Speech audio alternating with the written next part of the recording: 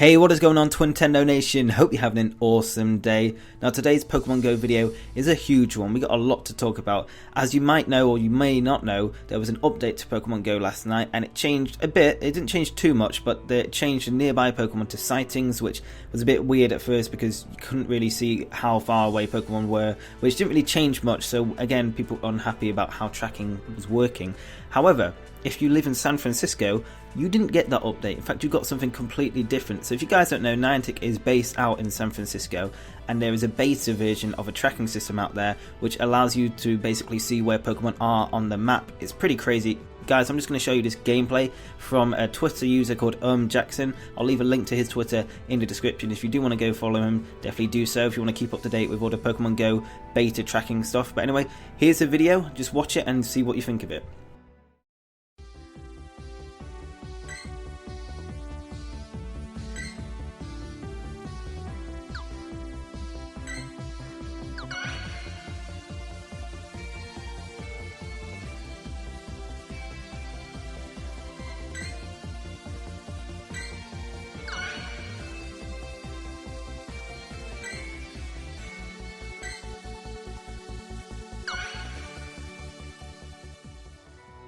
So as you guys can see, that's much better than what we've got at the moment in terms of we can't even see where our Pokemon are. We don't have footsteps anymore. And if we compare that to footsteps, you know, when footsteps were working previously, this is still much better. There are a few setbacks. Obviously, if you're a rural player, this isn't good for you because Pokemon seem to appear or nearby Pokestops, and that's how it's going to work from now on. So basically, nearby Pokemon are linked to Pokestops, and then when you press on them, you get to see which Pokestop they're closest to. Now, it seems to me that the sightings part, which isn't the nearby Pokemon, this is completely different, the ones with the grass, that seems to be that Pokemon that are nearby but aren't on Pokestops. Now, I'm not sure whether those Pokemon are near those blades of grass that move in the distance because they didn't really seem to do much apart from increase the chances of finding a Pokemon there. At the moment, it seems like with this newest update and the tracking system that will be put out there in the future, it seems like rural players still aren't going to have that luck. It's kind of a problem. That's definitely something they need to sort out after tracking. But so far, that's all the news we have on tracking. I will keep you guys updated if anything else changes or when this becomes available to every single player. So apart from that, we did get a few other changes in the recent update. Now, in comparison to the tracking news, there's nothing too major, but there was just a bit of added dialogue to remind trainers that they should not play while travelling above a certain speed, and trainers must confirm they are not driving in order to continue playing.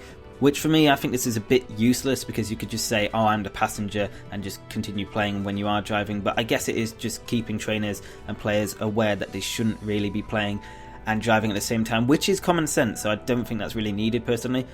They've made improvements to the accuracy of a curveball throw, which is good because sometimes they are a bit inconsistent. They fixed a bug that prevented nice, great and excellent Pokeball throws from awarding the appropriate experience bonuses. Definitely had that before. They fixed achievements showing incorrect medal icons, enabled the ability for trainers to change their nickname one time, so please choose your new nickname wisely, they say. So I think that's quite a good update. I think there are a few players who do probably regret some of their nicknames and decisions and stuff like that. So obviously, if you do want to change your nickname, all you have to do is go onto the settings page and it just says change your nickname. You can only do it once though, guys, so be careful. Don't pick another stupid name if you put one beforehand. Now, they also resolved the issues with the battery saver mode and re-enabled this feature, which is really good because it actually disappeared from iOS devices for a bit. And obviously, I mean, I don't use it too much, but for those who do use it, it is quite helpful and it's good to see it back, and hopefully it is working now. Now, they've also added visuals of the team leaders Candela, Blanche and Spark, which is good because at the time they were just silhouettes and it did look quite basic. So you can see the art here, it looks much better. Not much change really. I guess if people who are picking this game up late can obviously see this change, we can't really see them. I'm not sure whether these leaders are going to appear later on in the game at some point, maybe at events, because as I've told you guys, Niantic are adding a lot to Pokemon Go in the future, so hopefully these leaders will have some importance in the near future. And finally, as I said, they're basically updating the tracking system, and it says they're currently testing a variation of the nearby Pokemon feature with a subset of users, which is basically people in San Francisco. So guys, let me know what you think of the new tracking system. Personally, I really do like it, but at the same time, it's not very good for rural players, and that kind of disappoints me because that is my main concern with this game. It doesn't really give them a fair chance. It's basically just Pokemon Go, in brackets, play in the city. This app might as well be called. But that's just my opinion. Guys, let me know in the comments. And if you do live in San Francisco, let me know, what do you think of the new tracking system? Let me know in the comment section below. But that's it for this video, guys. So if you did enjoy it, definitely hit the like button below. Really appreciate the support. And if you're new around here and you want to stay up to date with everything Pokemon Go and Pokemon Sun and Moon, then definitely hit the subscribe button below. But anyway, guys, I've been Twintendo. Hope you enjoyed the video, and I will see you on the next one. Peace!